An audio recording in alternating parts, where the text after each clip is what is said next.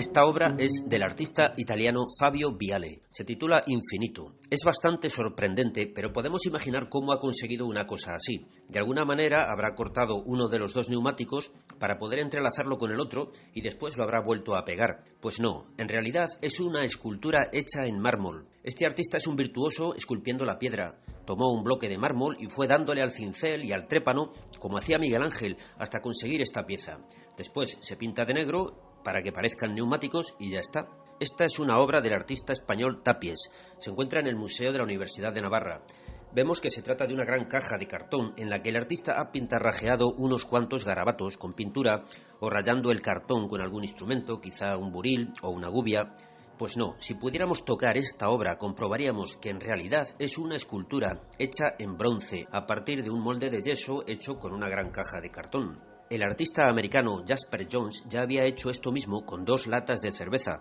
Evidentemente, Tapies pertenecía a la corriente del arte povera, mientras que Jasper Johns se encuadra en la del pop art.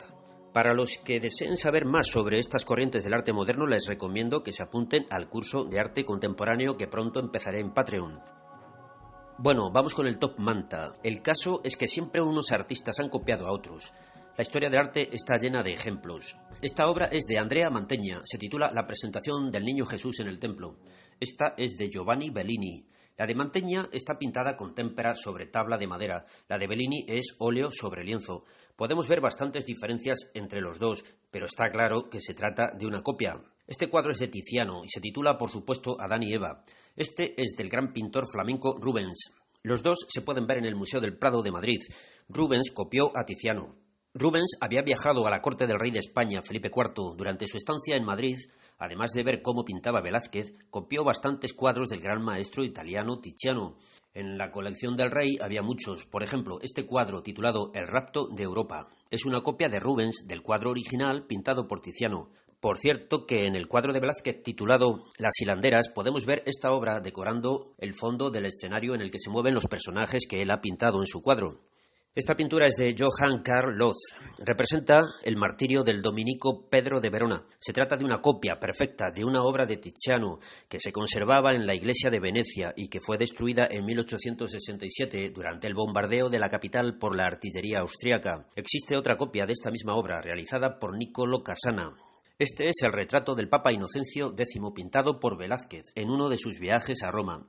Se conserva en la Galería Doria Pamphili, pero sabemos que Velázquez volvió a Madrid con una copia del cuadro. Podemos ver copias o réplicas de esta obra en museos de Estados Unidos y de Rusia. En el Palacio del Escorial tenemos este cuadro. Es una copia hecha por el pintor italiano Pietro Martirenero, que trabajó con Velázquez durante una de las estancias del pintor español en Roma. Este es un retrato del cardenal Segni. Parece ser que lo hicieron a medias entre Velázquez y Martirenero. Está en un museo de Estados Unidos. En el papel que el cardenal sostiene en su mano se pueden ver las firmas de ambos pintores. Seguramente Velázquez hizo la composición y el dibujo, y el italiano pintó. Lo digo porque es difícil suponer que Velázquez se atreviera a poner ese azul en el cuadro, mientras que el italiano seguro que era un valiente. Goya también copió a Velázquez. Este es un dibujo hecho con la técnica de la sanguina, en la que Goya copia el famoso retrato de Velázquez del Niño de Vallecas. Fortuny también copió a Velázquez. Esta es una acuarela copiando el retrato del Papa. Los pintores modernos han seguido copiando a Velázquez. Este cuadro es de Francis Bacon. Picasso pintó montones de cuadros con versiones de Las Meninas, la gran obra de Velázquez. Naturalmente las pintaba a su estilo. Picasso también copió a Goya. En el Guernica aparece un gran foco de luz iluminando la escena de terror representada en el cuadro. Picasso se inspiró en los fusilamientos del 3 de mayo de Goya, en el que aparece un farol iluminando la escena nocturna. En el Guernica aparece un caballo herido y agonizando en el centro de la escena. Eso mismo lo tenemos en el cuadro de Goya de La carga de los mamelucos. Picasso también copió a Rubens. En este cuadro, titulado Los desastres de la guerra, Rubens pintó a una mujer con el brazo extendido, llevando una antorcha. Esto mismo aparece en el Guernica, una mujer con una luz encendida en su mano. La mujer con los brazos levantados al cielo y la madre con su niño muerto en los brazos también aparecen. Incluso esa puerta abierta al fondo también está en el Guernica. En el caso del cuadro de Rubens hace referencia a la leyenda latina que aseguraba que en tiempos de guerra el templo de Juno estaba abierto y en tiempos de paz se cerraba. En el caso del Guernica, pues es eso, una puerta entreabierta. El libro en el suelo pisoteado por Marte, el dios de la guerra, que aparece en el cuadro de Rubens, también lo utilizó Picasso en esta obra titulada La guerra. Esta obra se titula Salvator Mundi, que significa El Salvador del Mundo. Apareció el año 2005 cuando una pequeña casa de subastas de Estados Unidos, en Nueva Orleans, la puso a la venta. Algunos expertos atribuían este cuadro a Leonardo da Vinci y se consideraba perdido desde hacía siglos. Fue comprada por $10.000. La mayoría de los entendidos y especialistas la consideraban una copia o incluso una falsificación. Durante varios años fue restaurada a fondo en la Universidad de Nueva York. Todo el mundo sabe que un taller de restauración, como los que hay en los principales museos, es lo más parecido que hay a un taller de falsificación. El año 2010 la obra fue expuesta en la National Gallery de Londres. El año 2013 el cuadro fue adquirido por Yves Bouvier para un consorcio de arte suizo por unos $75 millones.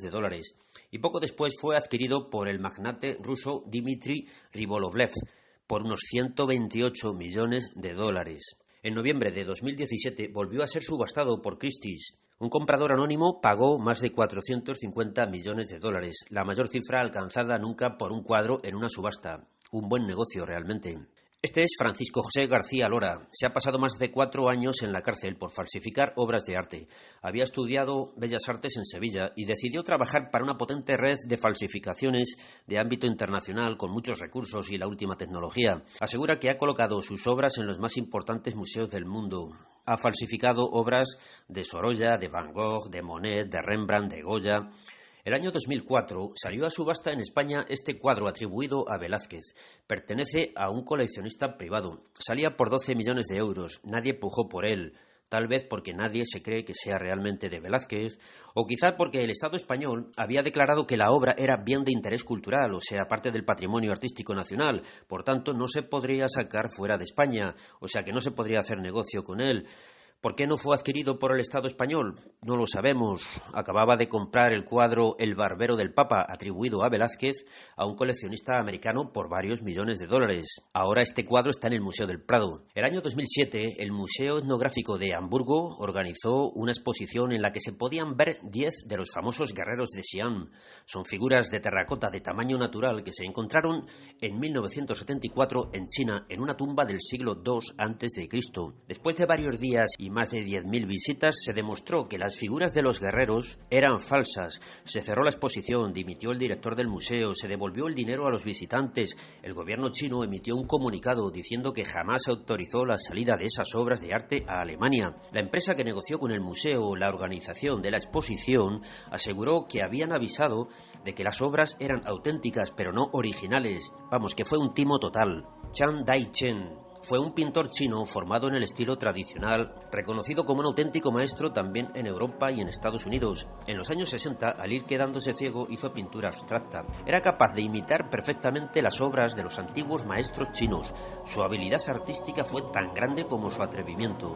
Decidió ofrecer a los museos sus imitaciones como si fueran originales. Esta fue una de sus mejores falsificaciones. Fue adquirida en 1957 por el Museum of Fine Arts de Boston.